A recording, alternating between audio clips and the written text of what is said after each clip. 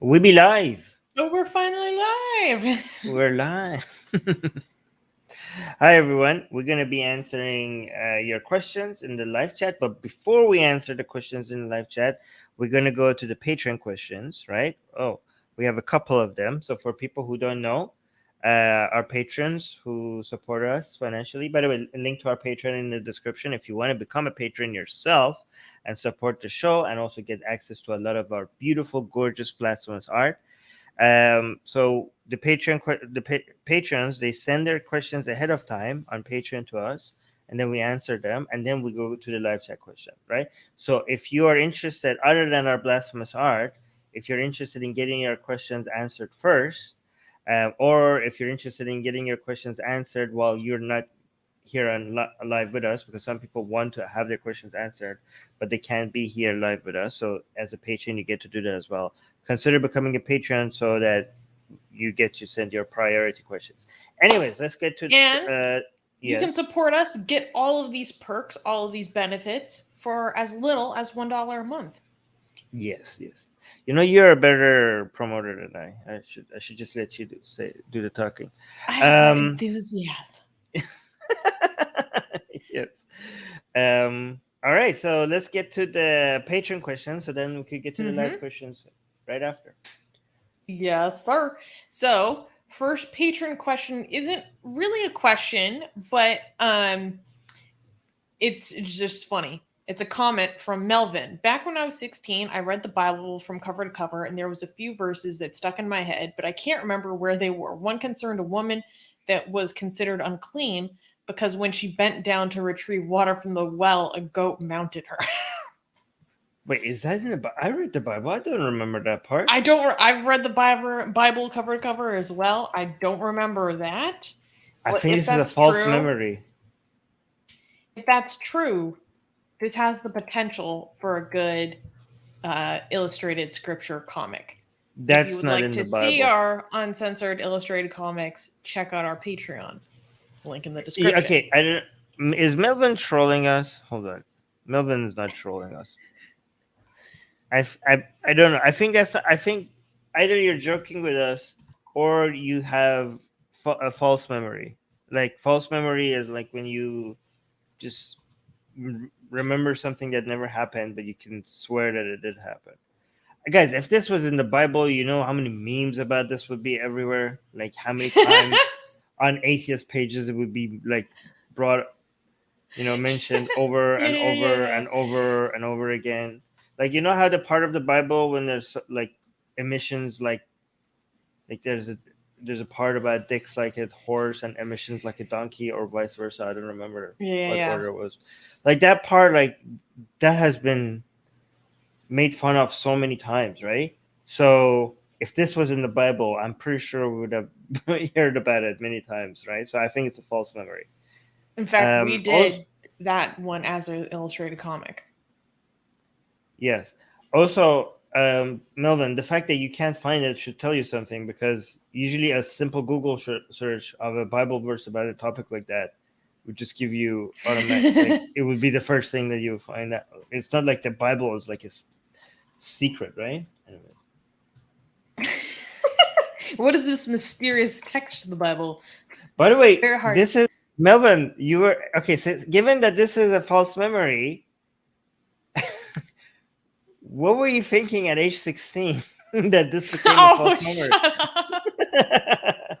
Melvin, why were you thinking about ghost mounting women at age 6? Okay, anyways.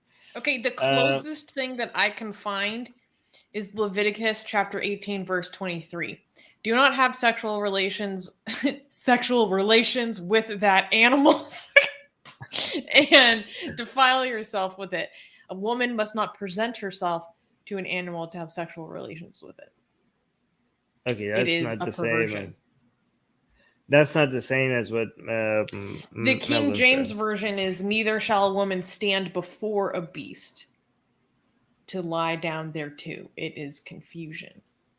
Okay, so it's So, saying don't have sex with the beast. It's not the same as what Melvin said. Melvin said there mhm. was an instance with somebody Yeah, this is not was like getting water and then something slipped.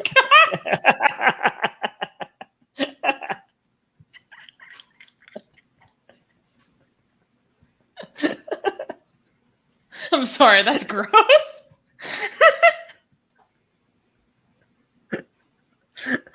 Okay, next patron question. Next patron question. Thank you.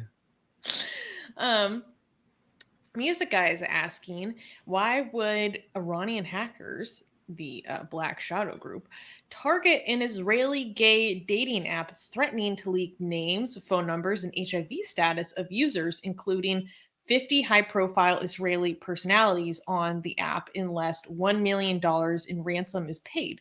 Doesn't this seem petty, or do they hate the LGBT group that much? P.S. Happy 42nd U.S. Takeover Day if you're Oh into that no. sort of thing. Oh no. Okay, no. Yeah. Guys, that we don't support that. That's a joke, obviously. The if you're into that sort of thing did make me. If you're into that sort of thing. All right, guys, we don't know who these hackers are. We don't know if it was the Islamic Republic of Iran. We have no idea. Okay, so this could be an independent group that is just asking for money. It could be there's some. Wait, I don't. Yeah, I don't think. I don't. You can't. This could be anybody. Okay, Black Shadow. But my understanding was that these hacks were done at the same time as some attacks on personal information about some military personnel in Israel as well, and all their personal information was made public or something like that. Okay, and I don't know. That would be more in line with what the Islamic Republic of Iran would be interested in. If anything, this other hack on the LGBT people in Israel. Okay, so for people who don't know, there's two different reports that I don't know if they're related. I don't know if they're the same people. I don't know why they're happening around the same time. Okay, one was a hack on military personnel in Israel, and all their private information, their history, everything have been leaked. That I could believe that would be the Islamic Republic of Iran doing something like that. All right, it would be in line. Again, I don't know if it's true though. Not, okay, if it is them or not. But it would be more believable that Islamic Republic of Iran did that, because it would be in line with their interest. In their, I was going to say interest, but it would maybe it would be more accurate to say their desperation to show that they have some strength and they could push back, given that Israel seemed to have hacked Iran's gas stations all across Iran, and I mean, that's and just also the most recent. that's just the most Armin, recent. it was their nuclear power sites. Like, yes. Okay, so all the very, very successful hacks of Israelis hacking Iranian facilities, gas station, nuclear facilities, train railways, and stuff like that, has been very impressive, right? So the Islamic Republic of Iran would be desperate to show that they do something back, because they're looking very weak and pathetic, and a lot of people are commenting of how much Israel can come to Iran's land and just take out scientists, take out key figures, hack everything left and right, and get away with it. So the Islamic Republic of Iran doesn't like to look so weak. It wants to show its followers, its supporters, that it has a stake. It can do something back, right? And so the hack that was on the military personnel would be very much in line with their interests, what their interests are. However, this other hack of this LGBT community, not only it's not something that you could brag about, it also takes away attention from the other hack they did. Because if you look at the coverage that the hack is getting, is this one, which makes them look really bad, and they're asking for $1 million. Like, that's this is like nothing. that's like like for governments, $1 million is like, what is $1 million, right? So yeah, I don't know. This LGBT people hack thing, it just seemed like not in line. Another thing, something else that might be the case is that there are a lot of people who are supporters of the Islamic Republic of Iran, or might be working like part of the government, but they're working independently. Like these orders, like some people might just do something that they think is within the interest of the Islamic Republic of Iran, but there is no orders coming from the top. That's another possibility. Like it's not like the It's not higher, endorsed. it's not endorsed. Like nobody, like it's not like Khamenei, like go do this. They just themselves feel the duty. They're like, I'm going to go do something against Israel, and also this is a good thing, right? This is Israel, but also I also want $1 million. Thank you very much, because I'm doing so much hard work. Might as well get paid, right? So again, just because somebody is working in their on their own view in line with the interests of the Islamic Republic of Iran, might not always mean that they're being endorsed by it. But anyways, yeah. Well, I don't know much about this particular incident, but in terms of like, do they hate the LGBT community that much?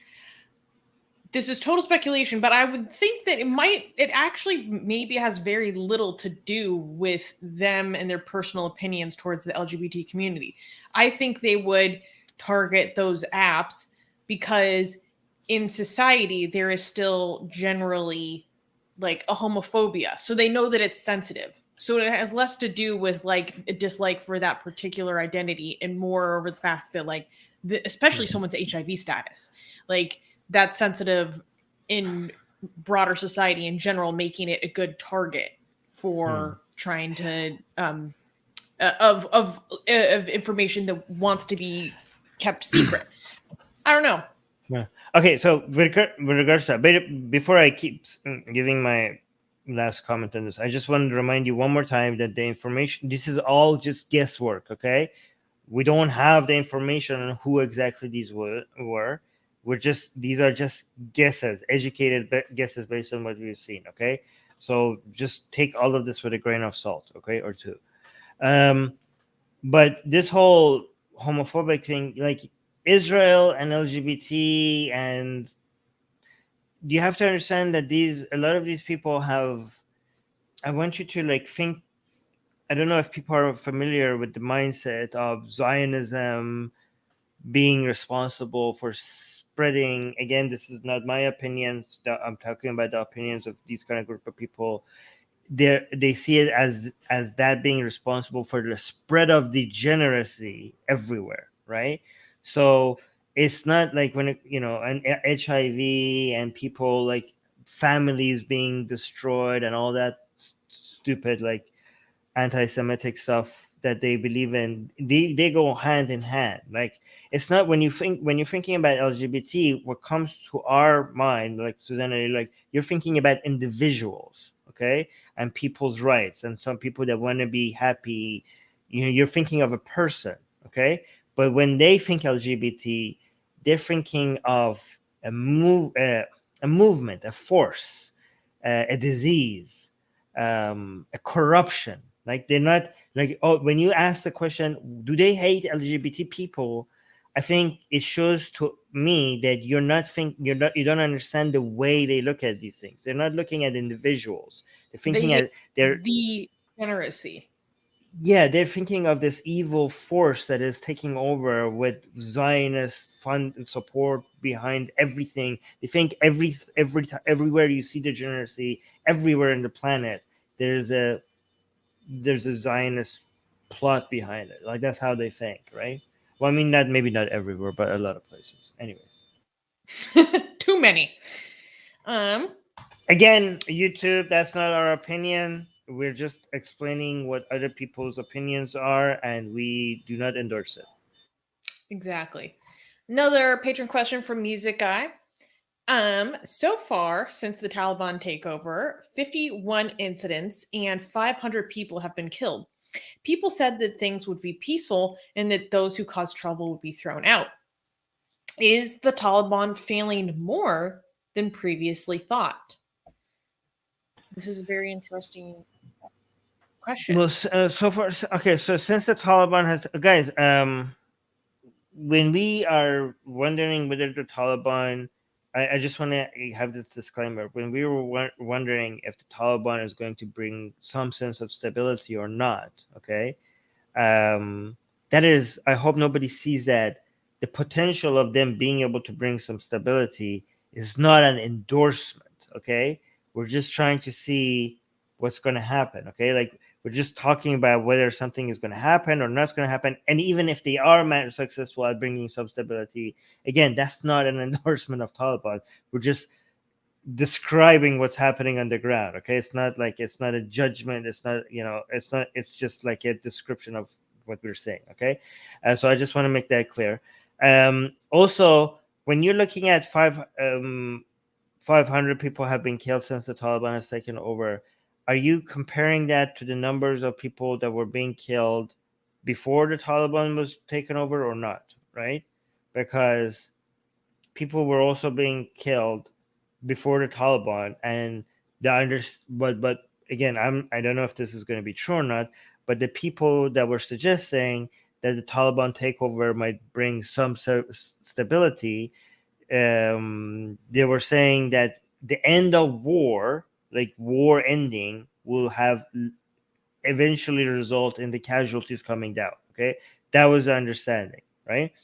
And the casualty measure is not just at the beginning, because at the beginning also is going to be, it's a like they only recently took over, right? So like the stabilization period might take a while, right? So two things you have to take into account, right, is you have to give them a, I mean, I don't want to sound like I'm endorsing the Taliban. You have to wait a little bit more time to see how much of a stabilizing effect this is going to be, not just the beginning of the takeover. And also you have to compare that to what was there before, okay? Because they're definitely, it's very unlikely for them to be able to completely stop all the killings, right? Like, the Taliban is going to figure out how much of a nuance they used to be themselves, because what they were doing to other people is now being done to them, right, by ISIS-K. And then, actually, this is very interesting. This is the fact that Taliban is never going to be fully. The fact that it's very unlikely for the Taliban to be completely successful at stopping all the terrorist attacks should tell you something about how dumb of a narrative it is for people to say that the Taliban is, stronger than the US Army because they defeated the US Army, right?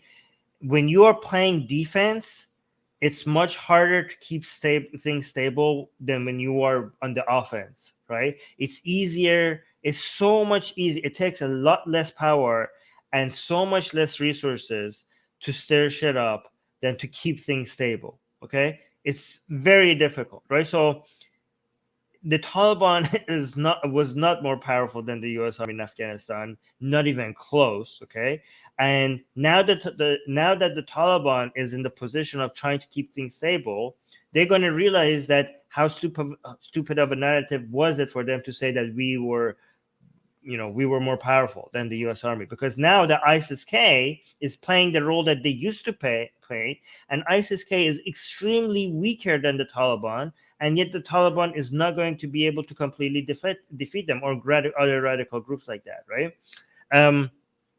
They say that it's very difficult to maintain Afghanistan and keep it peaceful, right? And the Taliban was taking advantage of that all this time. But now they're going to discover, just like the United States and Russia and Alexander did, now they're going to also discover how hard it is to maintain peace.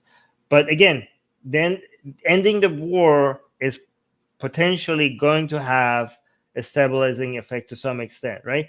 Potentially, and I say potentially because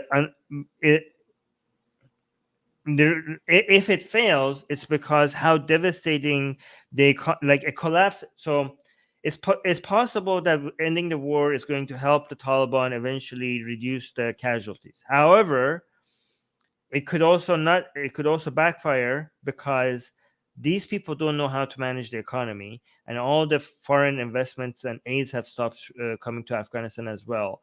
So a collapse in the economy and the collapse in the management of the government and getting Afghanistan closer and closer to a failed state could potentially stir things up to a much higher level, right? So that's also a potential. I'm not predicting anything. I'm just telling you the people who are saying that this has a stabilizing effect and the casualties will stop is they say that because war is ending, and the people that say like this actually things are going to get a little worse, even worse than when the war was there, is because we might get to a situation where there's zero government happening.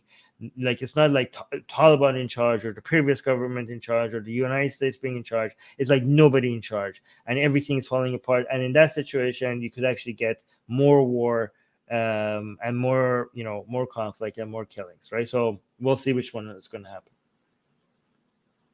Music got continued and saying everyone was hyping up that the Taliban would be strict enough, and on top of everything, that most things would be peaceful compared to the chaos of war. Yeah, I have seen a lot of different analysts saying that, including a lot of people who are just very anti-American imperialism, and so they were, really celebrating the U.S. pulling out of Afghanistan as like one of the best things that ever happened, and I think it is a good thing that happened. But I'm thinking one creator in particular was kind of acting like the media doesn't talk about Afghanistan anymore because everything's like there is no war now, like everything's fine. But we do still see, especially what's going on with the Shia community being brutally targeted right now. It's horrible. But you have to compare that relative to how many people were being killed before, right? You can't just look at what's happening now and be like, oh, it's getting worse, without comparing it to what the numbers were before. But yeah, we shouldn't ignore.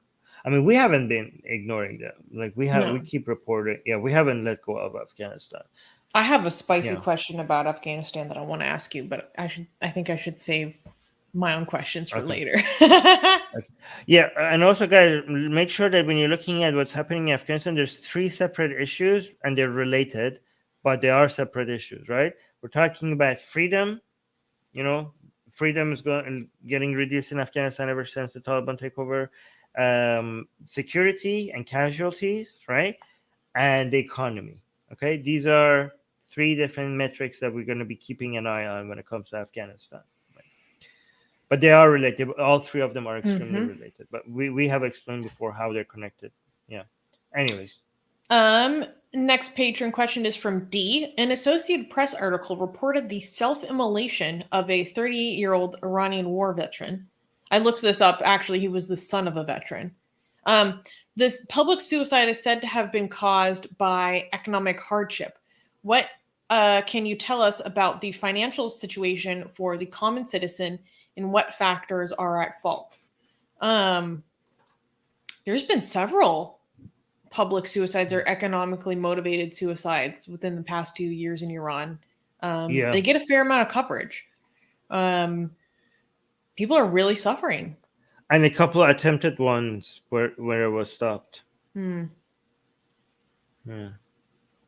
I saw one in a factory when the guy was trying to set himself on fire and his friend just jumped on him and started crying, and he said, like, what do I do if I lose you? It was really sad.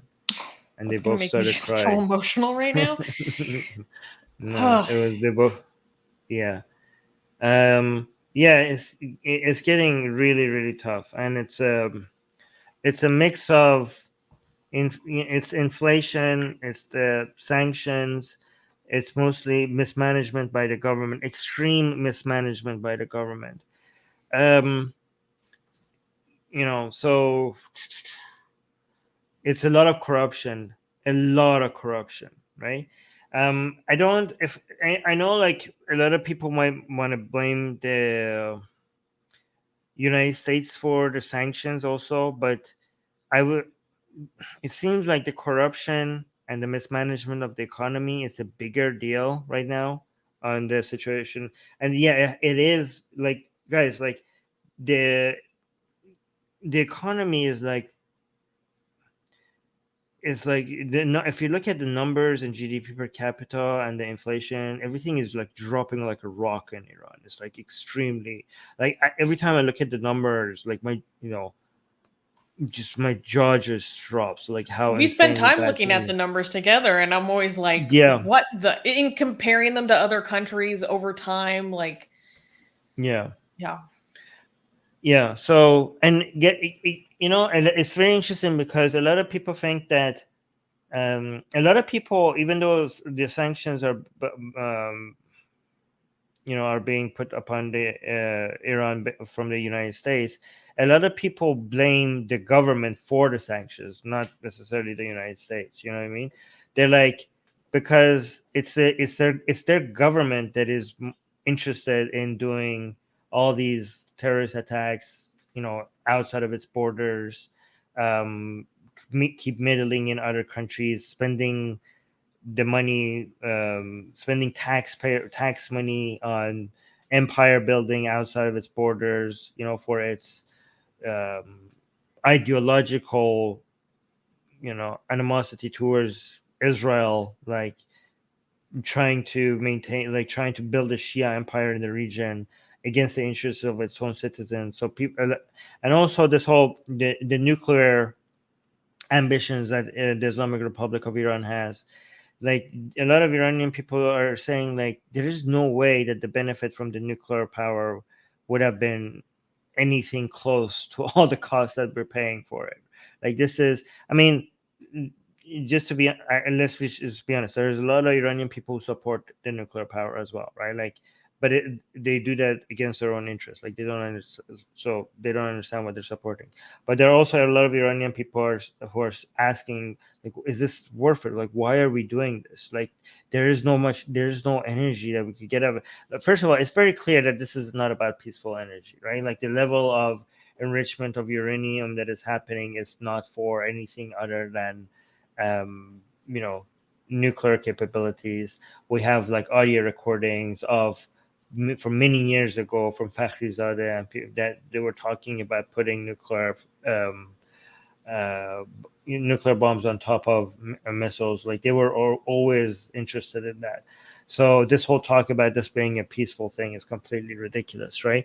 Um, and again, they do all of these things knowing that these will invite economic hardships and isolation on their people, right? Like, so this sanctions is something that the Islamic Republic of Iran has gifted upon its people. It's not like something that you could say like, oh, it's the U.S. fault. It's the U.S. fault. And another thing is that the Islamic Republic of Iran, there are, not all of it, but there are forces within it that welcome the sanctions because it increases their relevancy and their monopoly of things, right? Even now, when it comes to the nuclear deal, you could see that they seem to be just buying for time. Like they don't seem to be interested in going to back to these deals, right? You know what I mean? Like um there are forces within the Islamic Republic of Iran that are competing with each other. Some people want the sanctions to stay on, right? But yeah, you wanted to say something? I can continue. Oh no, I was just thinking about, I was having this conversation with this guy from Iran once, and he was talking about how there is actually a fair amount of people who don't want the sanctions to be lifted because they profit so much off of the black market economy. Yeah, yeah. No, but so I don't know how accurate these numbers are, but so I'm not going to give you any numbers because I don't know if I can trust them or not. But like, if you look at the amount of money, for example, that the Islamic Republic of Iran has lost over the way that they negotiated the how to cut up their gas, um, gas from the Caspian Sea, right? I don't know how to say gas extractions from the Caspian Sea, how they negotiated that with Russia and all the other countries that neighbored that. They they the mismanagement and the negotiations that they did on that, they have lost not billions of dollars over that, but trillions of dollars, right? Like the Russians have officially came and said that they were surprised of how much Iran let go of its own assets Wow. in that deal, right? So the Caspian Sea is supposed to be 50% Iran's and 50% is the former Soviet Union. Okay, this might be not, maybe I'm, if I remember this correctly, but given that the Soviet Union was like cut into pieces, right? Um, these other countries that are neighboring the Caspian Sea, they're supposed to get a share as well, right? So they were in the negotiations of how to cut up the assets from the Caspian Sea. Iran came in, like the Russians thought that Iran would argue for 50%, and those other countries, given that they were former Soviet Union countries, they get the share from the 50% of the Soviet Union. But Iranians' first proposals was that they get like something like 20%, given that What? it has, given that it's supposed to be cut evenly somehow among all these countries, and the Russians were like, "Oh, okay, sure." They were like, That so was offer one? yeah, so they were shocked about how bad the Iranian officials were in this. And again, I don't know how accurate these numbers are, but based on some reports that like Iranians lost around $3 trillion, more than $3 trillion of assets.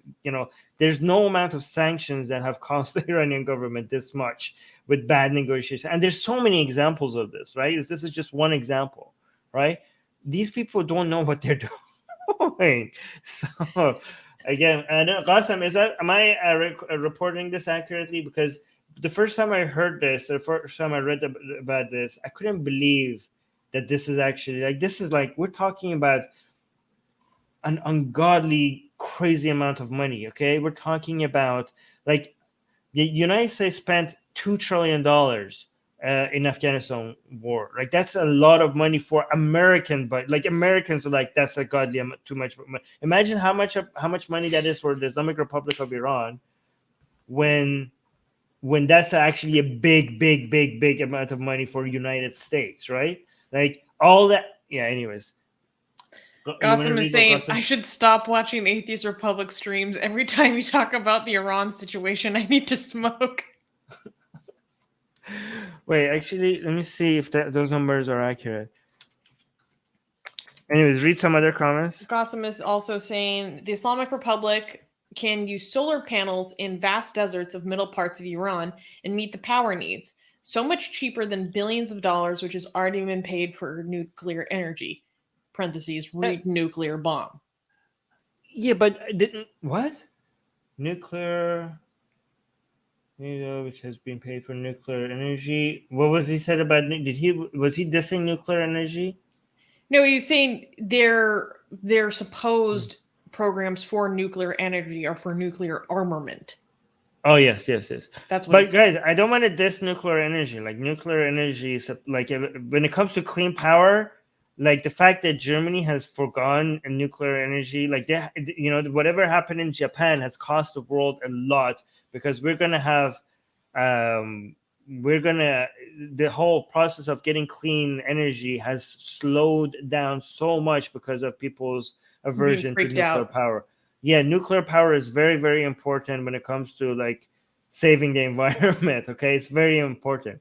However, it's not worth it for Iran. Okay, given that it's not it is a country that has, you can't trust with nuclear energy, right? It's not a country that you can trust. And again, the cost associated with isolating yourself internationally by attempting to get nuclear energy far outweighs any benefit that you could have gotten from nuclear energy. Like it's obviously not within the best interest of the people of Iran.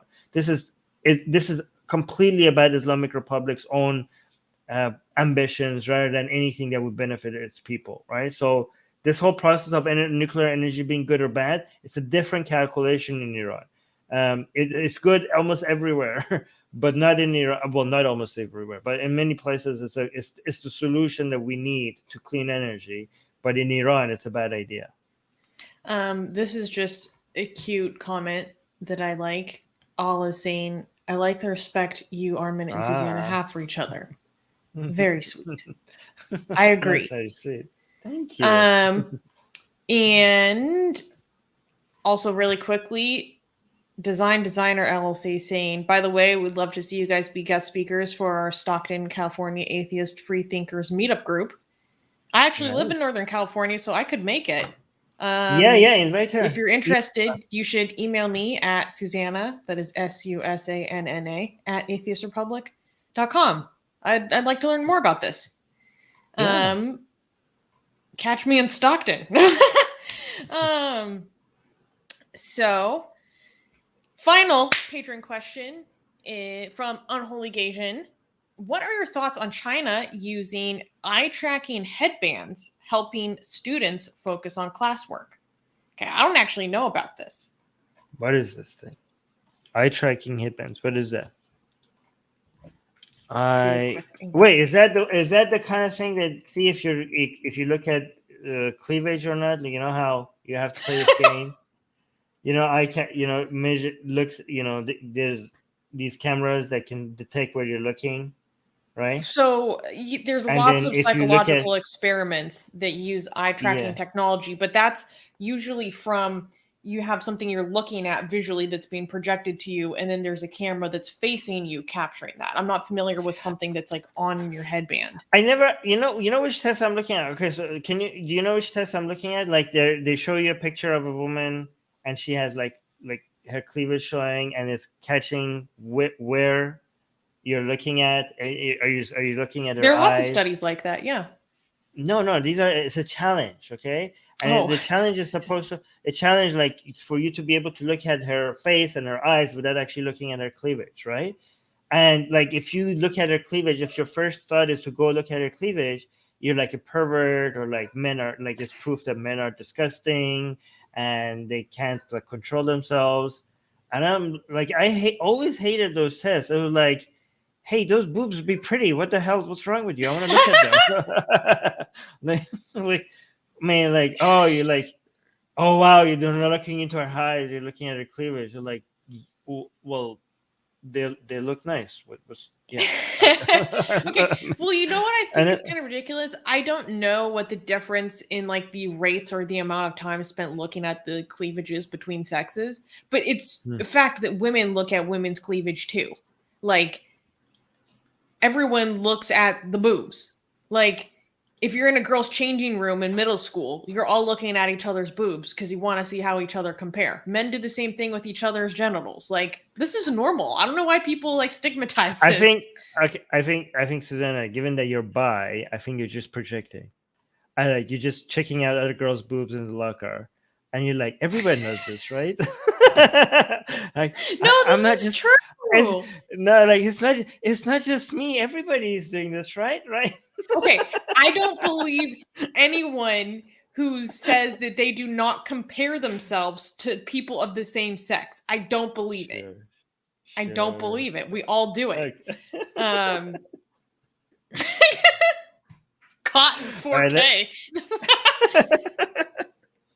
Okay, but let's answer the question. Well, so what is this thing that we're talking about? Let's pull up an article about this that I found really quickly, and we can take a really quick browse because I need to learn more about this. Okay. Let's make this bigger. Brain reading headband for students is too much even for Chinese parents. No, go up. You didn't share it. You were just reading it without sharing the screen. Okay. Oh, my bad. Okay, so brain reading headband for students is too much even for Chinese parents. Here we have some very nice school children. A headband that claims to monitor children's brainwaves in order to improve their focus. Is that not racism of lower expectations? Go look at the title again. Even for Chinese, I don't think it's lower. Even for Chinese parents, like, this is so bad. Even Chinese parents don't like it. Like I think that's kind of racist, though. I can see how you would see it that way. I don't think it's lowered expectations, though. I think it's just like saying that there's the whole phenomenon of the tiger mom, right? But that is a stereotype. I get what you're saying. Okay. Yeah, A headband that claims to figure. monitor children's brainwaves in order to improve their focus is available for purchase in China, aimed at tiger mothers and fathers who do anything to help their children succeed, but its target customers are really creeped out.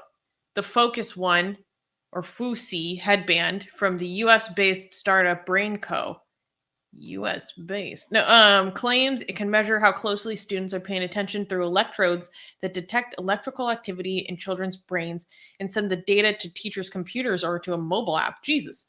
A light on the headband that beams red, yellow, or blue also purports to signal how engaged the child is at task, with red being the highest level of attention. The product already provoked unease in April when photos and footage of primary school children in one Chinese province wearing the product started to circulate widely online. Um, Interesting. My children are humans, not animals. They don't need to be cultivated like this," said one Weibo, which is that's a Chinese social media user reacting to the report. Can you show the picture? Oh yeah, is that it? Is that how it works? Yeah. I'm Yeah, not sure if this goes on the front or the back, but it says that this is just a product that you can buy. It's not like this is something the state is necessarily doing. All right, so okay, let's just stop sharing the article and just tell us. Say, I think we heard enough. What do you think about it? I think it's a bit extreme.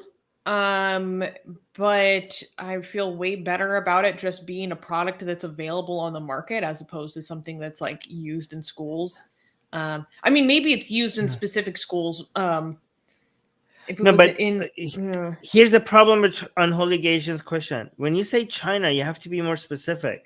When you say, "What are your thoughts on China using eye tracking headbands?" Is this a school doing this, or is this the government doing this?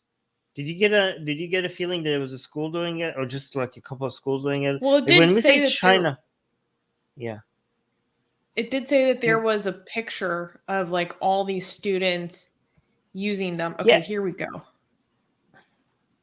yeah. I mean, our judgment would be completely different depending on whether. Oh, yeah, yeah. Is this a school?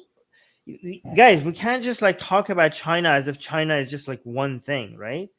We have to be like, is this like one school's policies, and we're like, are we like criticizing the school, or is this like, I don't think like this is China's government that is like making this a rule in China. Like, I don't think that's what the case is. That the case? That's not Is the it? impression I'm getting at the moment. Yeah. Yeah. Okay. Yeah, so if it was the government, obviously this would be really bad, and I don't think because the government is now becoming more controlling and telling schools what to do. I mean, just like we criticize the other things that the Chinese government is doing when it comes to mandating what they teach in school, this seems to be like that times 100, right? So obviously we criticizing that a lot more, but I don't Wow. give what. So not only so it was tested on a school like of students, and the backlash of it was so bad that the school was actually ordered to cease using it.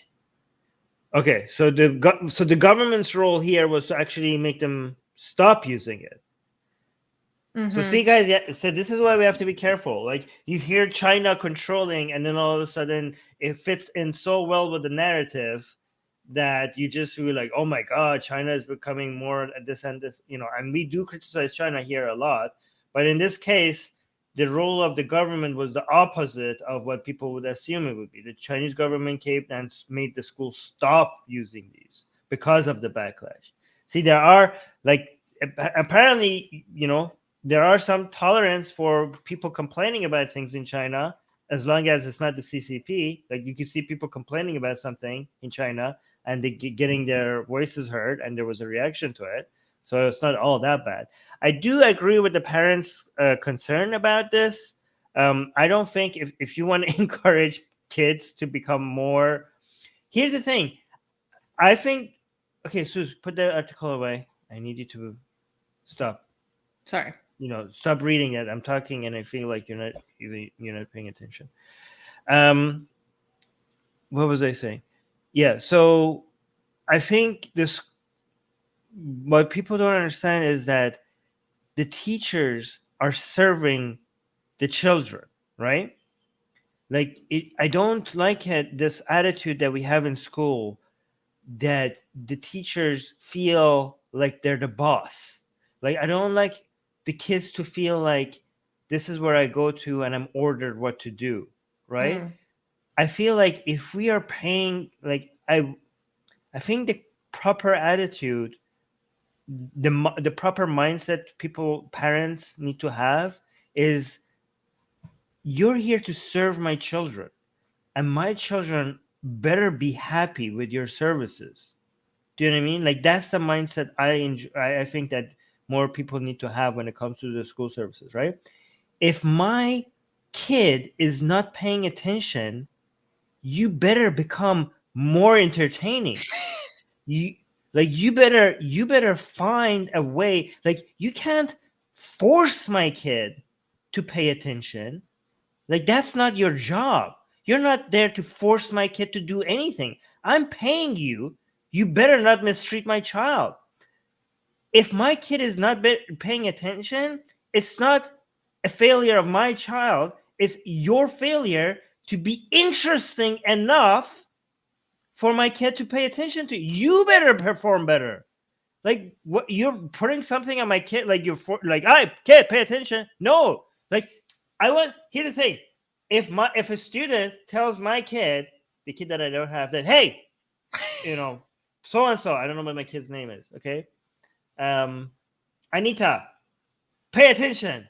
Anita needs to shout back at, like, you better be more entertaining. Like, entertain me, and then I will pay attention. Okay, no, like science needs to be fun. You're here and you're providing a show, and I'll pay attention once you become a good teacher and become good at your job enough for this to be engaging for enough for me to pay attention. I think that's what it's supposed to be.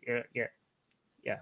I mean, especially now when it comes to with technology, there's no excuse. Gamification, all these metrics that we have to monitor what kids engage with the most. I mean, there are these apps and video games and educational videos are going to eventually compete with the school system enough that I, as a parent, would be able to get my kid engaged in science and learning material way better than, at some point, way better than the school system. So if the school system was to remain relevant, it better find a way to compete with all these other ways that I could educate my child and entertain them at the same time. So that's my attitude. Cool. So that was the end of our patron questions. If you want priority when answering our questions, become a member of our Susie, wait, before you say that, you missed a major opportunity. You missed a major opportunity because I told you to pay attention to me. You should have said, well, Armin, you should be more entertaining.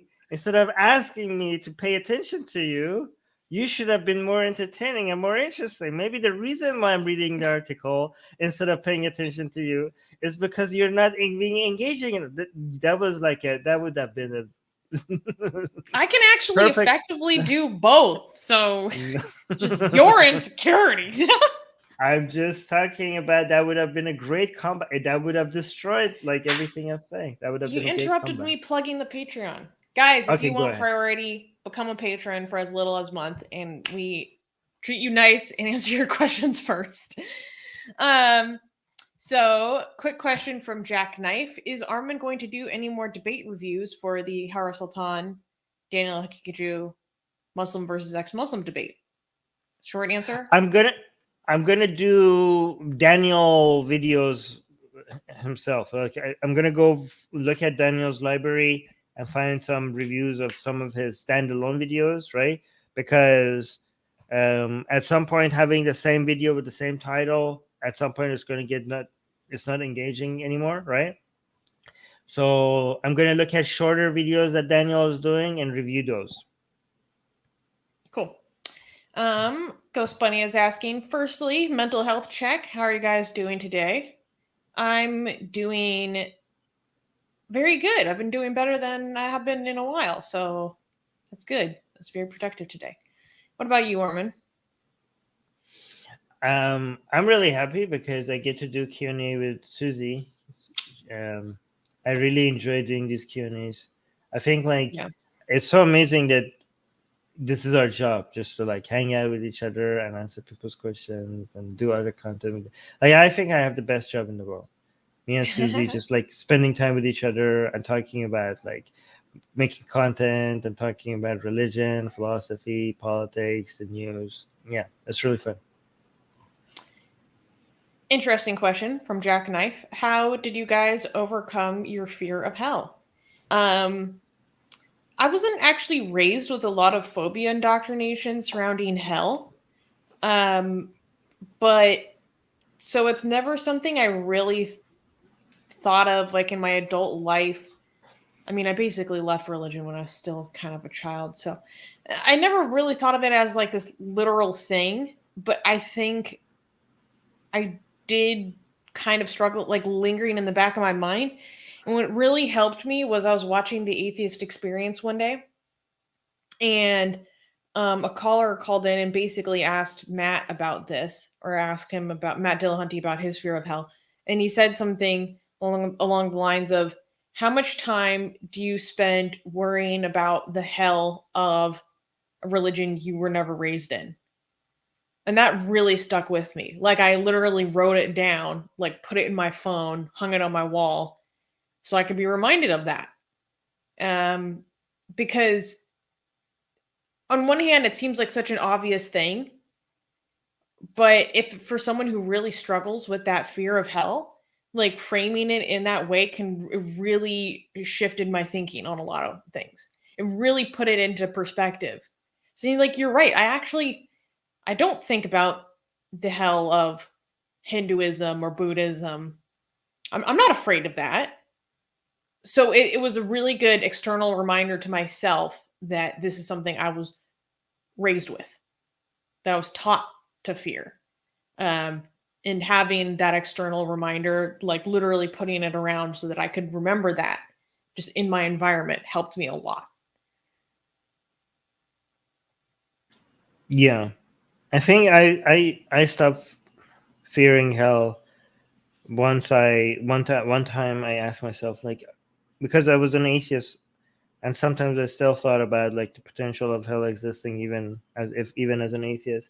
I think one time I just asked myself like, Armin, how possible, like, honestly, how possible, like, I know you always say that everything is possible, okay, but seriously, how possible are we talking, like, given all that I've known, given everything that I know about history, given everything that I know about human psychology and religion and the claims that they made, like, let's be honest, how possible could it be? Like, I'm like, I know I say everything is possible, but come on. Like, it's so obvious that this is so made up. Like, it can't be. Like, I was like, because a lot of times I ask myself, like, maybe I'm being biased. Maybe it's just like everybody has their biases, and I'm not being honest with myself about the possibility of opposing opinions. But then one day, like, this is so childishly stupid. Like, everything, all these claims about religion is beyond any doubt, any reasonable doubt. These are made up nonsense. Like, at some point you have to like let go. Like, at some point you have to understand that it's it's almost certain that none of this is based on anything real. Yeah. I think that's a good way to look at it too. Jack Knife is also saying, do you guys see Bangladesh following Sharia law in the future? Um, no. No. Yeah. And I mean, I'm not, I've just been beginning to learn more about Bangladesh, like more in depth. Um, And there definitely is like increasing Islamization of Bangladesh. However, I don't like they do ostensibly have a secular constitution. Like there would have to be major changes for for there to be Sharia law within the formulation of the country itself. What do you think, Armin? Yeah, okay. There are scenarios where this could happen. Just it's unlikely.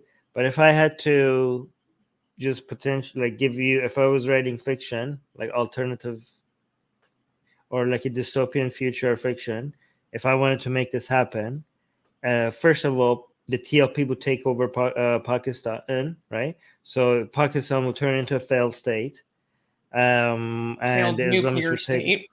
failed nuclear state, right? And given that they are nuclear, and given that the whole Taliban movement, it's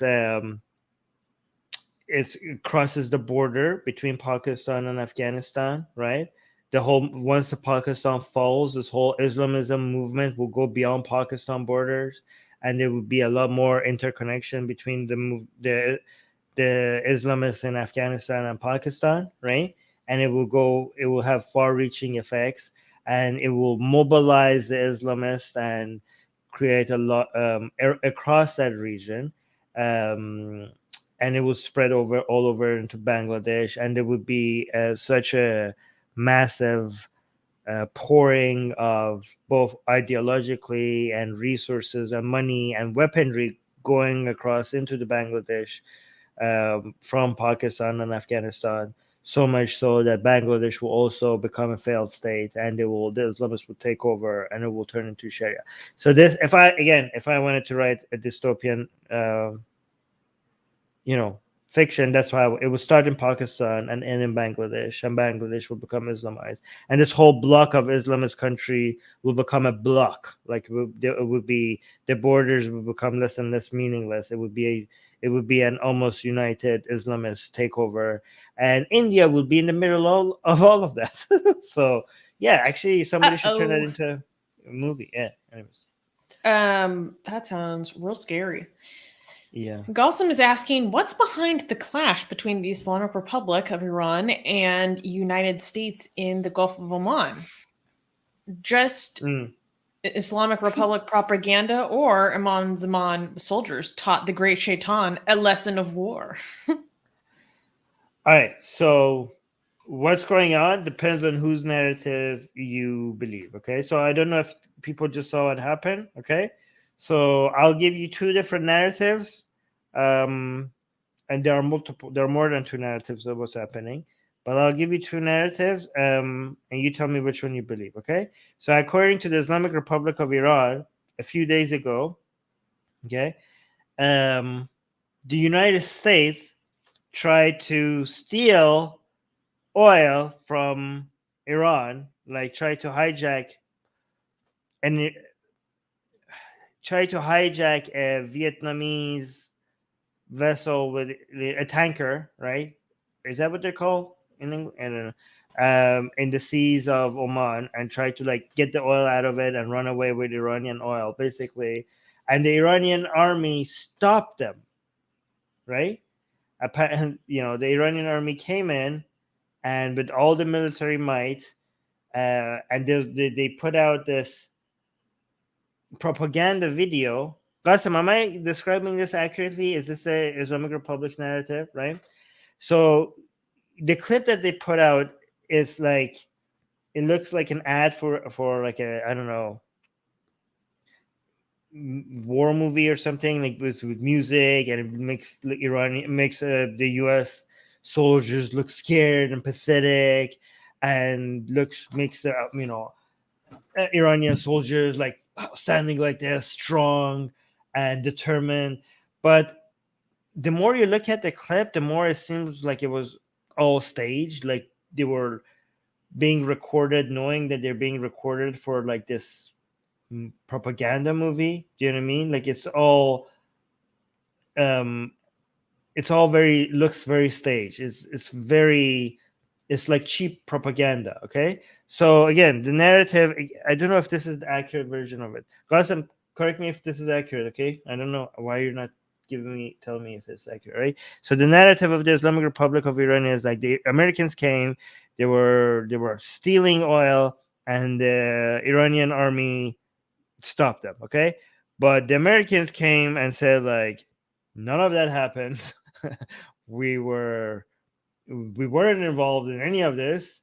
What was happening is we watched a Vietnamese ship um, being stopped by the Iranians and taken out of that area, and we were just there and we were observing it.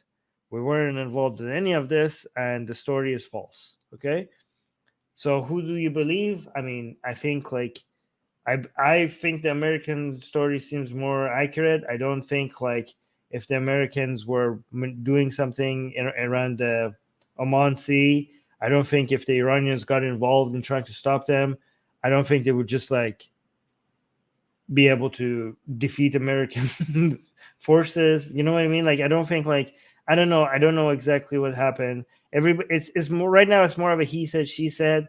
The only footage that we have is the footage that the Islamic Republic have put out there. So, but I think it just looks like propaganda, right? Qasim is saying agreed. Iran fans are talking and bragging on this story. Oh yeah, Qasim saying I heard the staff too, but you know, huh? Yeah, I think it's all made up. I think it's all just propaganda. I think it was completely staged. And the reason this happened a couple of days ago, but it only came down, they only released a video now because it's the anniversary of Iran's takeover of the US embassy right out in 1979. So they, more than 40 years after, they want to show on the anniversary that Iran's military is stronger than the US in line with the anniversary of the U.S. U.S. embassy being taken over, right? So they're still bragging about being powerful. But again, if you actually look at the video, it's kind of obvious that nothing happened. There was no conflict. The Americans didn't get involved, and you didn't defeat anybody. You just maneuvered the ship out of an area, and then you maneuver the ship out of an area, and you're like using video footage and like music, intense music, and soldiers standing strong as if you accomplished like this military feat and you defeated Americans. But even in the propaganda video that you have put out there, like you can see that nothing happened, like there was no conflict, and you're so proud of it. It's really pathetic. Anyways, let's continue. Jackknife is whoops. Okay, so when somebody says I'm right, I have to highlight it. But yeah. Johnny Mambo is saying, do atheists have anything more in common than just believing that there is probably no God? So my question is rather, isn't the title Ask Atheists Anything misleading? I mean, no. Only if you go ahead. No, because we are talking not about any atheists. We're talking specifically, like, I think it's not misleading because people who come here understand that they're talking to these two atheists. Okay, like I think it's pretty obvious that we're not talking. So when you say ask atheists anything, right? So you're getting more than a lack of belief in God, because the atheists you're asking is specifically Susie and Armin. Okay, so Susie and Armin have more opinions than beyond just a lack of belief in God. And I think the people who come here, I mean, if we wanted to, so here's the thing: a title cannot encompass everything that the video is about, right? Like it wouldn't be a good title if we said ask Susie and Armin, who happen to be atheists and also have views beyond their atheism, and that Susie and Armin don't represent all of atheists, come here and ask them everything. I don't think that would fit in the title, right? So it's Ask Atheists Anything. It's a better title. It's more interesting. And I think people don't get confused about the fact that our opinions doesn't represent just atheism. I think people could understand that. Jack Knife is saying, what are your thoughts on Sahih Muslim? And then he gives a citation. So I looked it up. Oh, you did? And Wow. the actual hadith is quite long and kind of nonsensical. But it's, wait, where was this? It's so annoying to read a hadith because it's like every 5 seconds, peace be upon him, Allah's apostle, like, fucking, like, may he be pleased, his Allah's messenger, blah, blah, blah. Like, you have to read between the lines of, like, who he's actually freaking talking about. It's so annoying.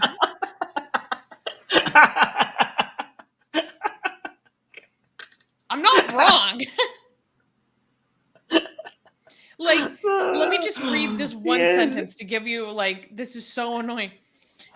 Jabir bin Abdullah, Allah be pleased with them, reported Abu Bakr, Allah be pleased with him, came and sought to see Allah's messenger, may peace be upon him. Like, when they're trying to say, this guy said that Abu Bakr wanted to see Muhammad. Like...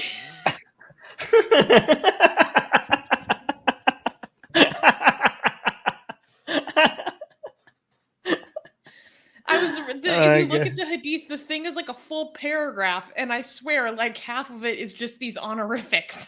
Anyways, so what this hadith is actually saying is basically about how Muhammad's father-in-laws, Abu Bakr and Umar, amused him. They wanted to make him laugh because he saw him sitting around his wives looking sad. They came to visit him. He was sitting around his wives. They looked sad. And so they started slapping their daughters to, like, get a rise out of him, like, for annoying Muhammad. So Abu Bakr, like, went and slapped Aisha, and then Umar went and slapped Hafsa for annoying the Prophet. And then Muhammad, like, laughed and then refused to see his wives for like 29 days, and then came back and had a verse that came down. Wait, the verse that was about the adultery thing, right? Like the accusation of, like, Muhammad not seeing Aisha for 29 days and then coming back and seeing him because the verse came down to talk about her innocence. Like, Aisha was accused of adultery. That's not. That's not what this one is about, though. That's not, or maybe in a greater context it is, but that's not what it seems like. I mean, it couldn't have happened twice. Muhammad, like, why not? Okay, so I don't. Okay, no, like, there was only one verse that came down in the Quran that was about Aisha. This did not happen 2 times. Okay. No, I didn't say that the verse was about Aisha. Oh, you just said a verse came down after he refused to see her for, like, a verse about Aisha. No, just that's not what it says. Just a verse. Okay, I don't know if this is about the same story, but let's forget about it. But you're saying Muhammad was laughing because 2 of his wives, their fathers came in and they slapped them, and Muhammad was laughing about the fact that their wives were being beaten, slapped by their fathers? Something like that. I'm reading it, and it's a little bit hard to parse out. So, Umar said, I would like to say something which would make the Prophet Muhammad laugh. So he said, Muhammad, I wish you had seen the treatment meted out to the daughter of Khadijah when you asked me for some money. I got up and slapped her on the neck. Muhammad laughed and said, they are around me, meaning his wives, as you see, asking for extra money.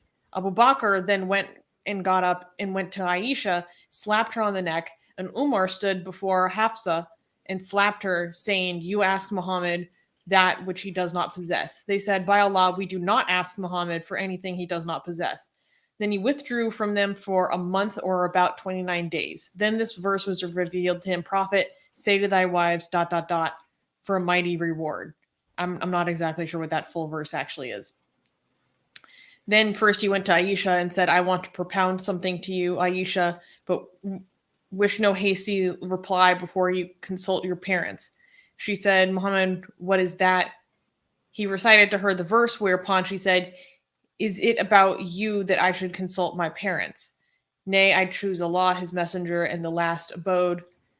But I ask you not to tell any of your wives what I have said. He replied, none of them will ask me without my informing her. God did not send me to be harsh or cause harm, but he sent me to teach and make things easy. Wait, okay. So Hafsa is Omar's daughter, and Yes. Aisha is Abu Bakr. Aisha is Abu Bakr's daughter. Okay. So Abu Bakr is the first Caliph. Omar is the second Caliph, and both of them had daughters that were married to Muhammad, right? Yes. Yes. Yes. By the way, this was a custom thing, back then. Apparently, during Muhammad's time, people just like, oh, we're so buddy. Here, have my daughter. Like, oh, I love you so much too. Here, you have my daughter, right? So people were just like, daughters were just like gifted around, like left and right as a way to like. It wasn't about oh, it was more about men liking each other enough to give each other like it was more the bond, the relationship that was the issue when you married a lot of these women or girls. The relationship that mattered at that time was between two men, right? It was a bond between two men that was resulting in the marriage of a man and a woman. It wasn't about the love that you had with the woman. It was about we love each other so much as men that this is my gift to you and this is your gift to me. You know what I mean? This is like right. this is homoeroticism. No, it's not. Proxy But homoeroticism.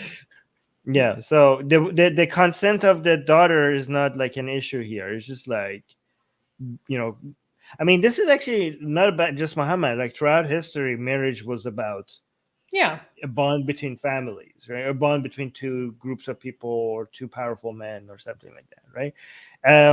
Anyways, but that was a long hadith. Was the gist of it that Abu Bakr and Omar were both slapping their own daughters because they were annoying Muhammad for money? Was that the gist of it? That's what I understood. Yeah. For annoying him. Okay. And Muhammad was laughing. And Muhammad got he was sad, and that was the plan to get him to laugh. They're like, I don't want my prophet to be sad.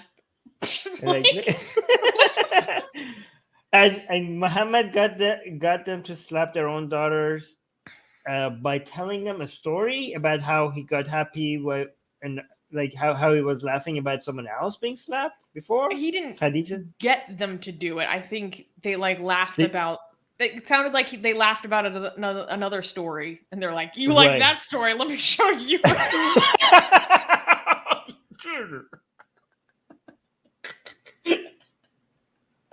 I think Abu Bakr and Omar, just by how much Muhammad was laughing at that story, got the idea that he seems to just love it when women get slapped, right? And so we might as well just please him by slapping our own daughter. And like, if that is our way into Muhammad's heart, will just slap our daughters in front of him, and it worked. They were like, "Oh my God, it's working!" So,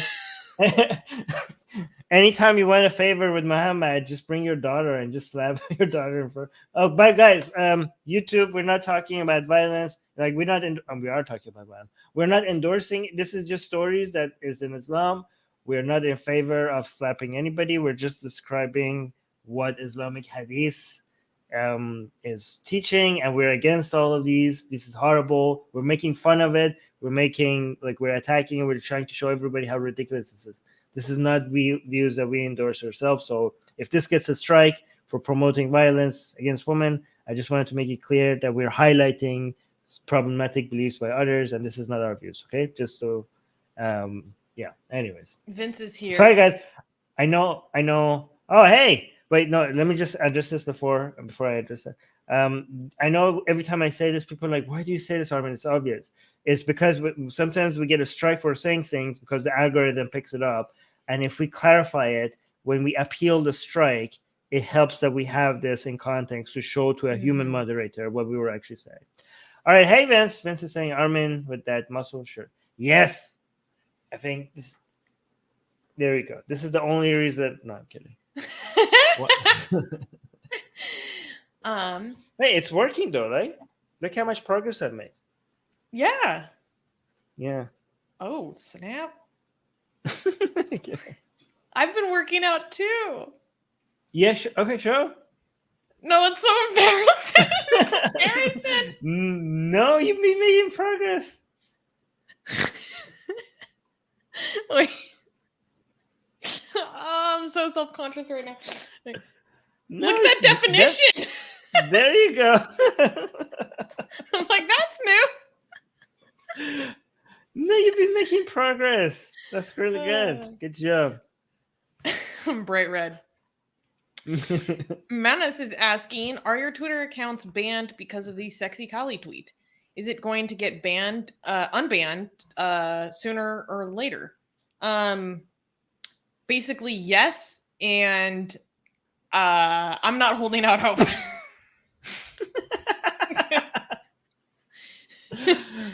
Guys, I want to say that I think it might. I think we kind of. Okay, so I don't know how to say this without actually. It might be. It already has been a net positive for us, okay, because we lost our Twitter accounts, but we got so much support on from the other end that we managed to get, so many patrons that we became finally financially viable, right? But it might have, so it was like, yeah, we lost our Twitter account, but we got so many patron fans. So if that was a sacrifice, if that is the price that we had to pay, it was a good sacrifice. But just to be able to, for us to keep maintaining what we do at Atheist Republic. However, activism wise, it might actually start becoming beneficial for as a whole as well, because we're going to go forward with using this whole Twitter ban and Facebook ban as a way to, like, I don't know if you guys know about our legal like we're gonna press ahead against bringing attention to Hindutva and their silencing activities, and we're going to make this case use it as a way for us to go legally. Like, again, when we legally go after all of this, it's not just about trying to defend ourselves. It's also about making these legal cases a way to highlight how much of it, highlight to outside of India how big of a problem Hindutva and BJP have become in India, right? So this might be a tiny loss to us, but again, if we could somehow use this as an excuse for us to constantly talk about bringing attention to this, it might actually be a net positive. But we'll see. Yeah. Oh, this is a question that Ghost Bunny asked, and I forgot to answer it earlier. Thanks for posting it again, Ghost Bunny. Armin, looking back, what is something you would have done differently when you starting AR? Almost 10 years ago. And Susie, what is something you would have done differently when you first joined Atheist Republic? This is a very good question. What do you think, Armin? I think I would be scared of changing anything because I ended up leading me to Susie. And I feel like and I would be afraid of going back, and even changing everything even slightly would end up me not finding Susie. So I'm so happy with how things turned out that I would not want to change anything. Yeah. Okay, well, theoretically, if that was guaranteed, if that wasn't going to change in the future, like what would you change? What would you do differently? I would go find Susie earlier.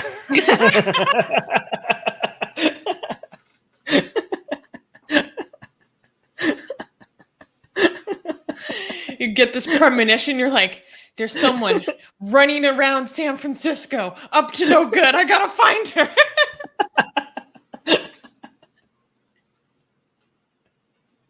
If you found me earlier, I'd be like some like edgy ass kid, like yeah, smoking pot on the corner, like aggressively to intimidate people. I'm not even joking, you guys. Like, I would do it to intimidate people.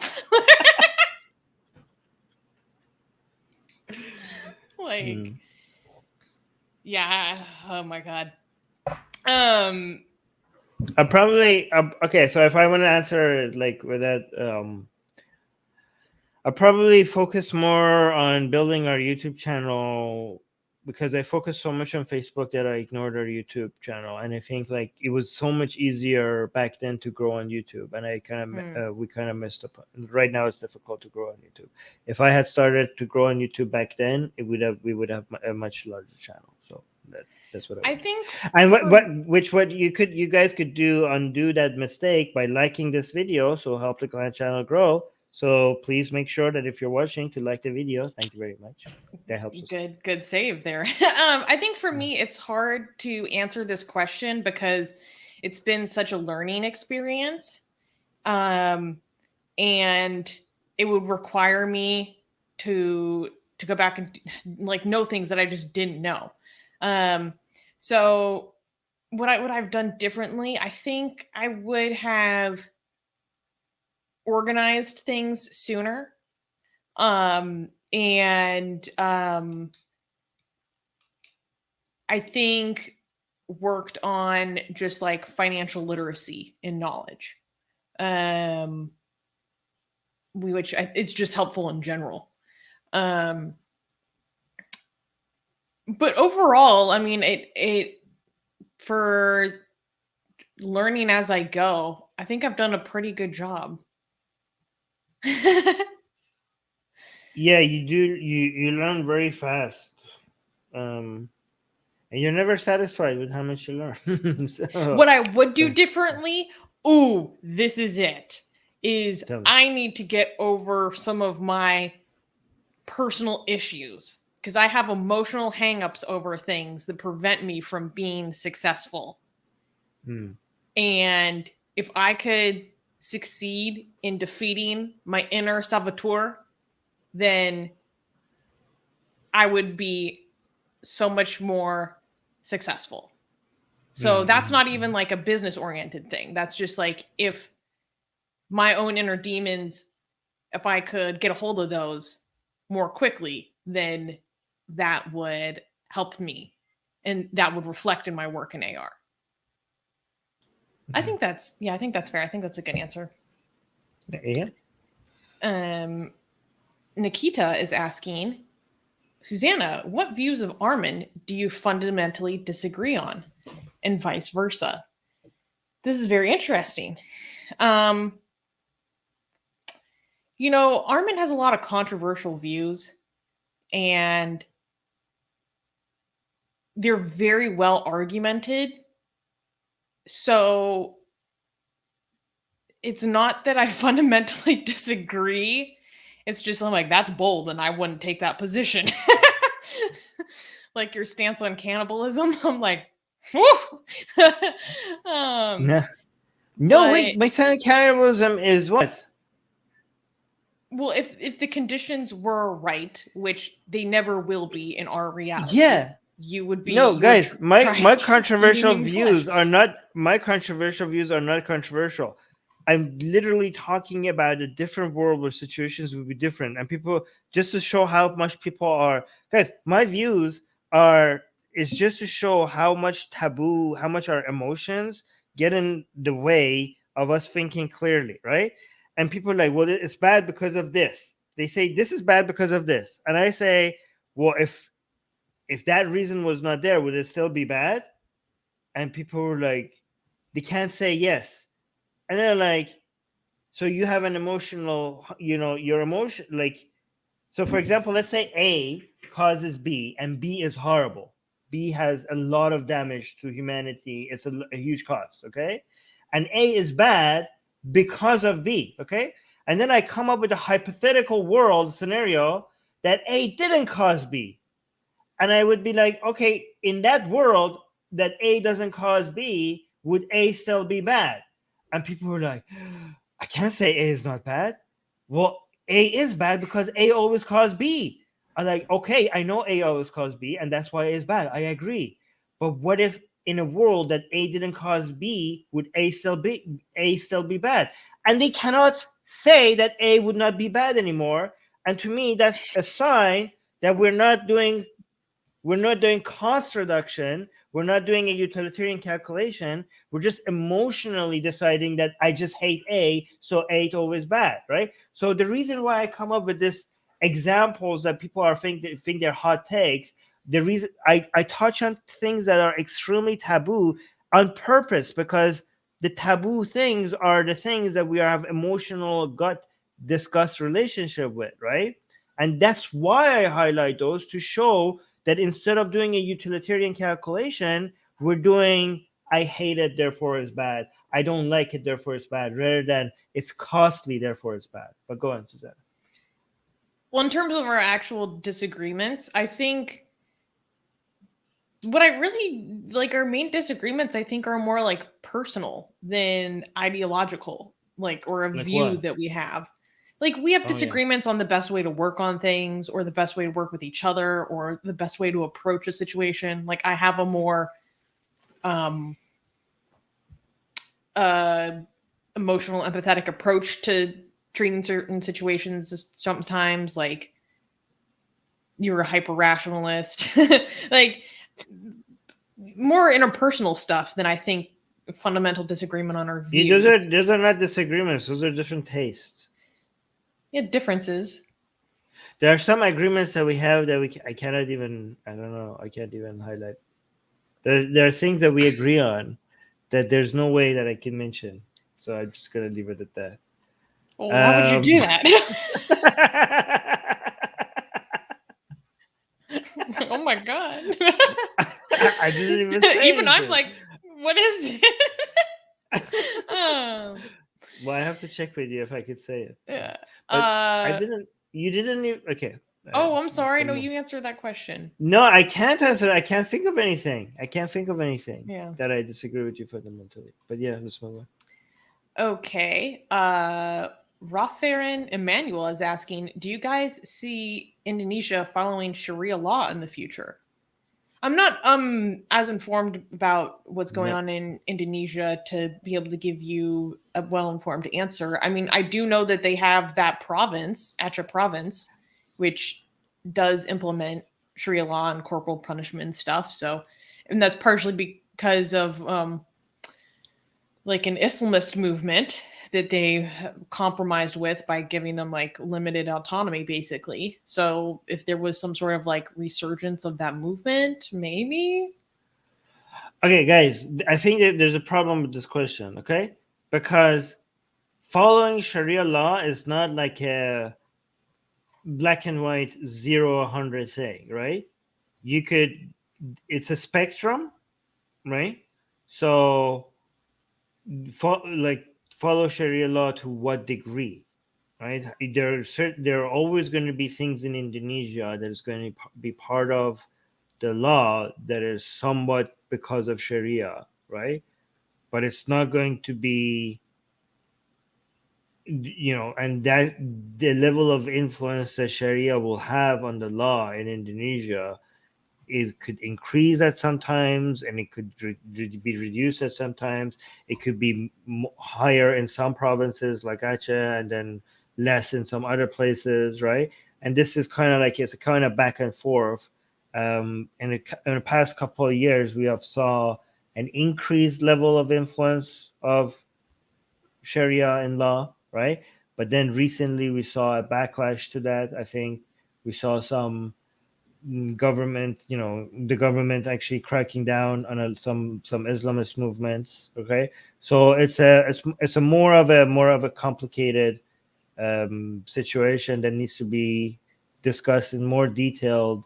Different positions of the government, different laws in different places, and different decisions that the government is going to make when it comes to giving into some Islamist movements or tackling some Islamist movements. How much, and also the level of investment that and business relationships Indonesia has, and the tourism Indonesia. Like, for example, introducing a higher degree of Sharia law in Indonesia had a effect on Indonesia's tourism a while back, right? Like, people were being warned about not going to Indonesia, given that apparently you could get arrested for things. And then Indonesia having to come out and say, well, no, this is just for citizens. This is not for people outside. Yeah. But again, these will this is kind of back and forth. Indonesia will never be to the level. If you're asking about following Sharia law, if your question is about following it to the fullest degree, right? No, Indonesia will not become like that. Indonesia has too much tourist financial interest, a relationship with other countries' interests, economic trades, and so many other interests for it to go full on Pakistan with its Sharia. Like it's not going to go like it's not going to become like that, right? So, but yeah, but it will increase and decrease in different areas and on different issues from time to time, but not Pakistan level Sharia.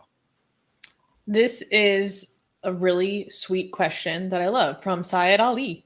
Listening to your content really helps me when you're an atheist in Pakistan. I really want to support and work as a volunteer for your platform. How can I support? Well, first of all, I'm so glad that our content helps you out. That's awesome. I made my day. How can you support? Well, the easiest way to support is to engage with our content. So, watch our videos, like, share them. That helps a lot. Subscribe to the channel. Yeah, and if you live in Pakistan, only share to the extent that it's safe for you to do so. Beyond that, how can you support as a volunteer? It depends on your skill set. So send me an email at Susanna at atheistrepublic.com. Tell me a little bit more about what you're good at, and maybe I can see if you would be a good fit for the team. Mia, go ahead. Are you gonna let me? Okay, so first of all, one thing you could do is to like this video. That's really everybody. You can support us by, that helps. That really helps people. You don't understand how much it helps when you like the video. It costs you half a second to do it, and it helps our channel grow. So make sure you like the video. So thank you so much. Also, say that be careful if you want to do any form of atheist content, activism, volunteer work. You're in Pakistan, and you have to make the main priority is to make sure that you are safe, okay? And you have to first of all make sure that you find a way that this will not have any risk to your safety, okay? So that's going to be very, very important. No matter whether if you try to do any form of activism, whether with us or anyone else or by yourself, just make sure that you don't take your safety lightly. Yeah, I completely agree. This is a nice comment from D that I just saw. I think this is in response to us talking about us being like the Ask Atheists Anything, saying this is why I love this channel. Talking only about no belief in God gets boring. I agree. It's so much bigger than that, right? It's about these environments that this all takes place in. And I think what we succeed in is being very diverse and global in the way we talk about that. That's actually why I was a fan of Atheist Republic before I was in charge. It was like everything else is so American centric. Anyways, from Mia, here's a good question. How do we deal with the dilemma of Indian ex-Muslims? There are legit ex-Muslims. On the other hand, you also have Hindutva-backed ex-Muslims. They mostly communicate in Hindi. How to differentiate? Armin, go ahead. Well, I just want to say that the Hindu-backed ex-Muslims could also be legit ex-Muslims, okay? Like with some bad, if you are an ex-Muslim with some bad views, that doesn't make you not a legit ex-Muslim. If you used to be a Muslim and now you're not a Muslim, even if you have views that we disagree with, even if you have bigoted views against Muslims, right? You're still, a legitimate ex-Muslim, right? Like I do see a lot of Hindu-backed ex-Muslims in India. A lot of people say oh, he's not a real ex-Muslim. He's a supporter of Hindutva and stuff like that. But I mean, if he was a Muslim and he's not anymore, he's a real ex-Muslim. So I just want to get that out of the way. But I mean, I don't think we should ignore these kind of ex-Muslims anyways. I think we should talk to them and try to convince them that backing Hindutva and working with them is not the right way. I don't think the solution is to just only highlight ex-Muslims that are not Hindutva backed or do not support Hindutva. In fact, because so many ex-Muslims are tempted, living in India and being so, if you're an ex-Muslim who lives in India and you're so annoyed and so tired and so hurt by Islam, and seeing such a giant force that is Hindutva agreeing with you and wanting to support you, it's obviously very tempting to give in to that, right? So that's why instead of ignoring these types of ex-Muslims, we have to reach out to them, or else we're going to lose more ex-Muslims to Hindutva. It's very important for us to stay in touch with those ex-Muslims, because if you actually, this is this is, I think, very important.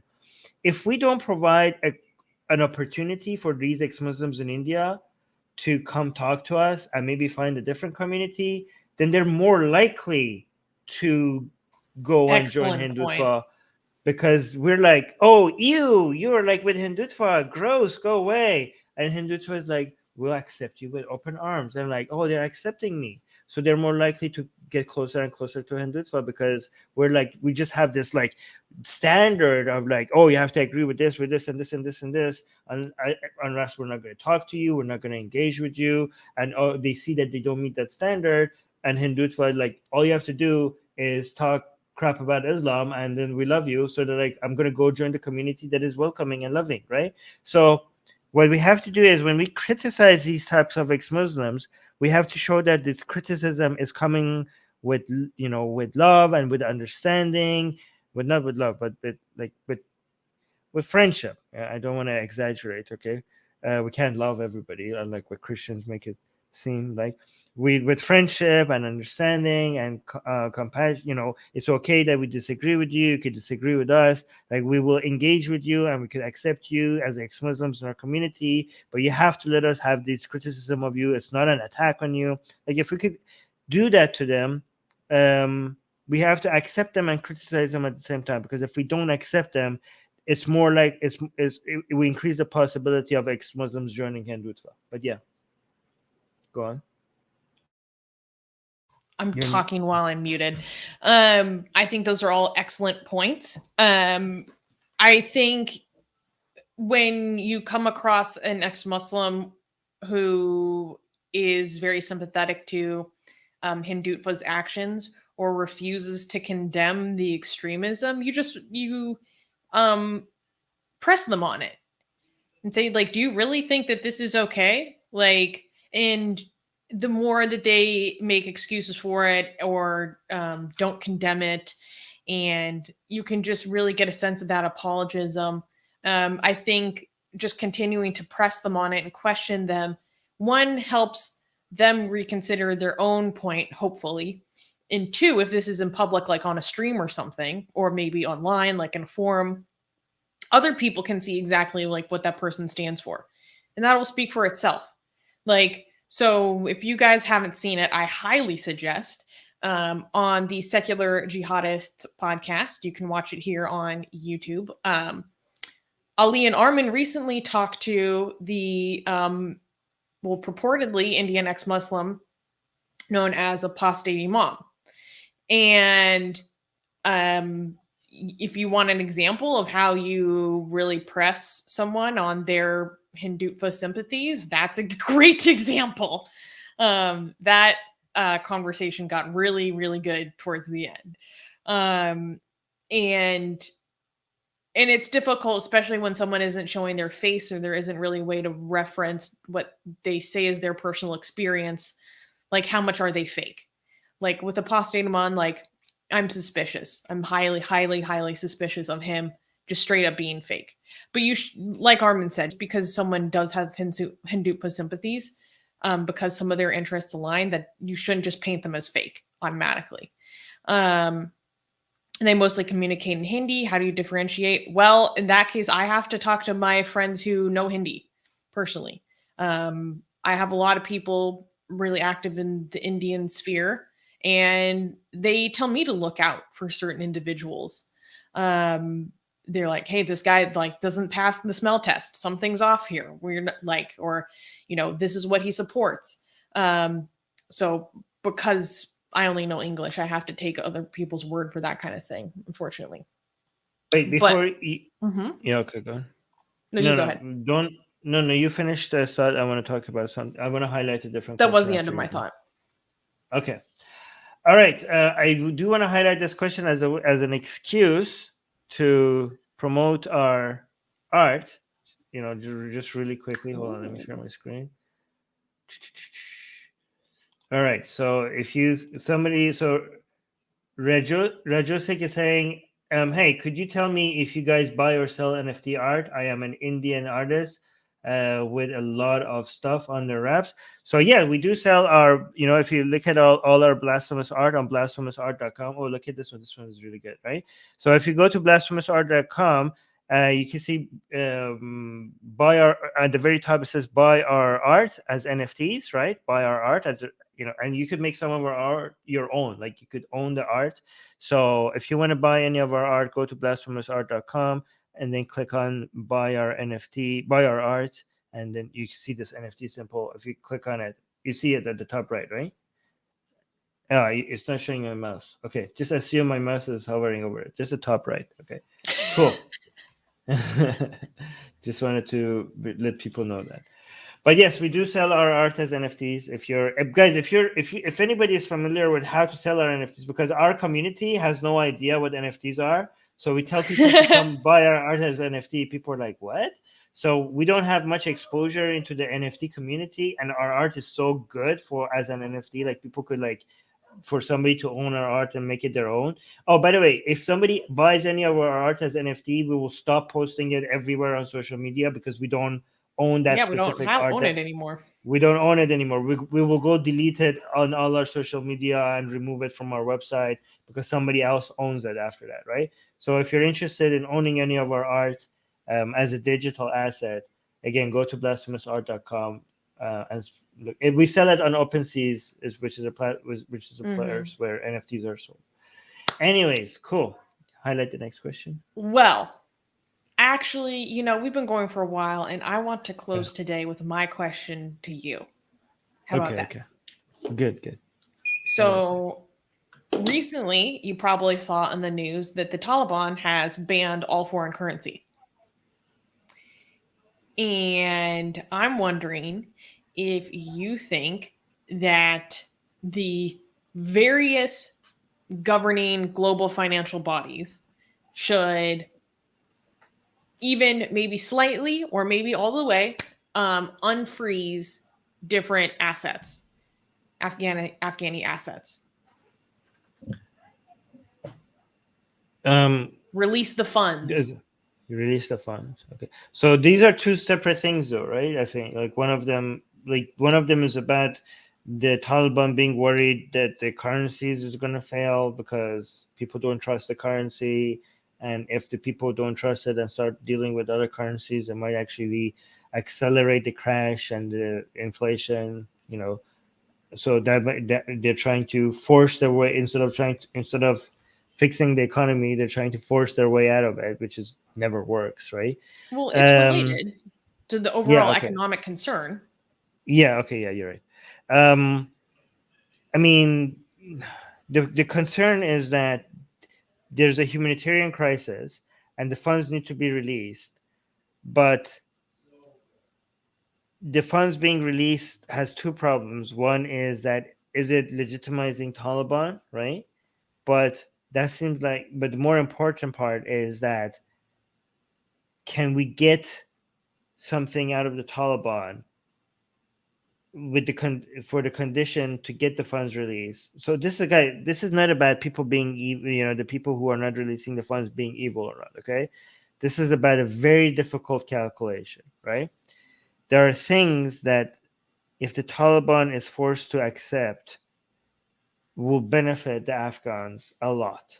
Okay, so if you could release those funds by forcing the Taliban to agree upon those things, like letting women, for example, get educated and work. Okay, this is just an example.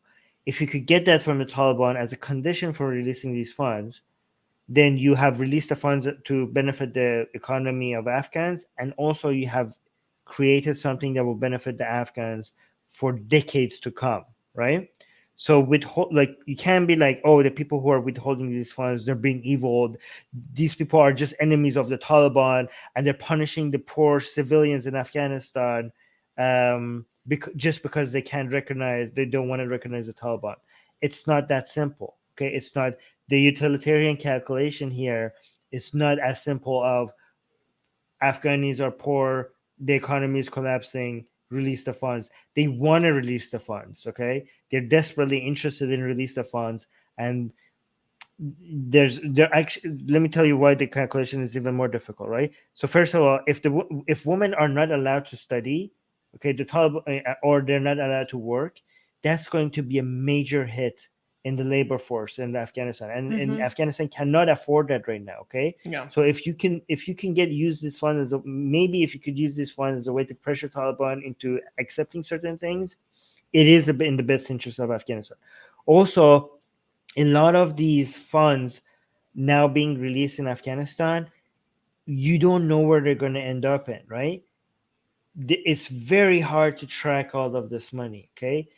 It might end up being that a lot of the money from the NGO or the government releasing certain funds to the Taliban will eventually end up at the hands of people who are using that money to do things that are human rights crimes. You know what I mean? And how are you going to be able to not be held responsible? I mean, imagine like oh, this was the money from a previous government, but now Taliban is in power, and now you're releasing the funds, and it's now in the hands of Taliban. And let's say now the Taliban is using that to do this human rights violation, and now you're directly responsible for releasing funds for a specific action that is a human rights violation, right? So again, it's not as simple as a lot of people like. There are a lot of lawyers, there are a lot of negotiation, there are a lot of like, we need this guarantee or that guarantee before we could release these funds. But while you're waiting for that guarantee, people are needing it.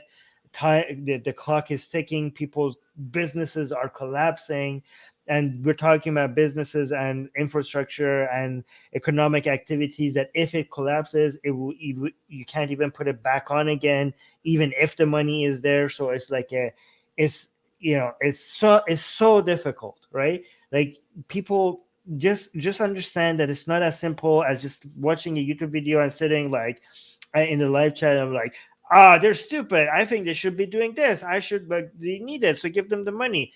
If you were ever involved in the decision making process and you knew the number of factors that are involved in making these decisions, you will have a lot more sympathy for the people involved in making these decisions. Like, so many people who make commentary on political stuff make it seem like the people who are making these decisions are just evil politicians that don't care about the human lives. But if they were in those meeting rooms, they would understand that how difficult it is to come up. Here's the thing: every decision you make, any decision you make, will have people killed. Okay, it's not about making a decision that people will not suffer from. It's about finding the decision that the least number of people will suffer from. Okay, there is no decision that you could make. Even making no decision will have people suffer. Making decision A, B, C, or D, or any other decision, all of them will end up resulting in people suffering. Figuring out which one would result in the least number of people suffering is really complicated. It requires a lot of expertise, a lot of data, a lot of analysis, a lot of negotiating power that you might not have. So you have to take all of that into account. Yeah, it's really difficult. I've been learning more about this, and I'm continuing to learn more about it. So my tentative impression right now is that the longer this continues as things are going right now, like if people are so concerned about the suffering of Afghan women and girls, like this will create extreme suffering for Afghan women and girls the way things are right now. Like, I think women and girls would benefit from the Taliban being internationally recognized and having funds released. Now, I'm not saying that should be unconditional. But I think we can't, if we are legitimately concerned about these people, we can't just continue the way things have been going for since September. Like it's really heartbreaking. And people are gonna be like, oh my god, Susanna's endorsing the Taliban, blah blah blah. No, I'm just making a calculation where, at least in the short term, and I will acknowledge it's in the short term, I think that might help alleviate some suffering. Like I sent you that video that CNN put out of that girl like being sold into a marriage with like a 55-year-old man, right? Yeah, I mean, Yeah, Music Guy is also referring to that. Yeah, exactly. They're already selling off young girls for money. Sad. Like, and they in the report that they literally call it that. Like, they're not making any equivocations. They're not trying to obfuscate. Like, they literally are like, yeah, I'm selling my daughter because there's nothing. There's nothing. Like, what else can we do? You know? And obviously that's incredibly upsetting. And the longer this continues, there's going to be more and more girls going through that, more and more children going through that, and extreme situations of what people are going to have to do to take care of themselves. And it's heartbreaking. So I don't want that status quo to just continue. But of course, I recognize it's not nearly that simple. This might be controversial to say, but we might end up in a situation where we want, like, again, I mean, we already are. It would be better off if Taliban succeeds, right? Like, this is like, it sounds crazy to say as people who are anti-Islamist, right? But Taliban failing will now mean a collapse of the economy and so much more people suffering, right? We are now in a position where we wish the Taliban to succeed at what they're doing. Like this, I'm just doing a cost benefit analysis, right? Like, this shouldn't be. I know this is controversial to say from atheists who are make content against Islam all the time, right? You know what I mean? But if you have any sense that when it comes to caring about human lives, I think you wouldn't find it controversial to say that wishing a Taliban success in Afghanistan makes a lot of sense right now, right? Yeah, because we're putting the well-being of those millions of people above our own ideological whims and desires. Ultimately, that matters so much more to the two of us. But like, I agree with you, and people are going to lose their minds. But like, yeah, and again, it's not an endorsement. We're not like, oh yeah, Islamic Emirates, like, let's do it. No, like, we just don't want to see a failed state. We don't want the economy to collapse. If the Taliban failing right now means like radical groups being able to rise up and internal conflict between Taliban and other radical groups. And that would mean a consistent, despair for the Afghan people, right? The Taliban succeeding, even if it's with much less freedom and much more strict measures, things that we would be against, things that we would be speaking against for, if they manage to somehow bring stability to somewhat of a stability, not complete stability, but some stability to Afghanistan, it means like the funds being released. It means pouring of investments from Russia and China, means more job for Afghans, mean maybe more international relationships in a way that maybe one day it will influence Taliban to be less strict because of the continuous international relationships. It could, like, it's possible, right? I'm not saying it will happen, but it's possible. So so we're in a position that seems like the best way out at the moment. Yeah. Right now. And I'm open There's to no changing other way. my mind. I mean, that's a great point, Susanna. Like, what else? It's not like the Taliban is going to be defeated. Like, the United States wasn't able to defeat the Taliban. So what else could you want? The Taliban is not going to go away. So between the Taliban being there and it being able to successfully bring some stability to Afghanistan, and the Taliban being there and not being able to bring stability, which one you would rather have? Are you interested in them failing just so that you could be like, haha, we told you so, look at Taliban, we told you Taliban is bad? Like, do you care about that sense of pleasure of being able to, like, well, it's, just you being able to write on the internet like, Taliban bad, we told you Taliban bad, like that pleasure is more important to you than the Afghani people's lives? Like, which one matters more? Anyways, Roger Seek is saying it means oppression of artists. It means good lives for those who comply. That is death. In comparison to everyone starving. Yeah. No. Yeah. No. It's horrible. But this is what we're talking about. We're talking about You're talking about metaphoric death. We're talking about literal death. We're talking about limbs being chopped up. You're talking about little kids stepping on mines. We're talking about people starving to death. We're talking about, you could worry about metaphorical death and people having some of their freedoms taken away. We're talking about actual torture, slow, miserable walk towards generations literally stunted.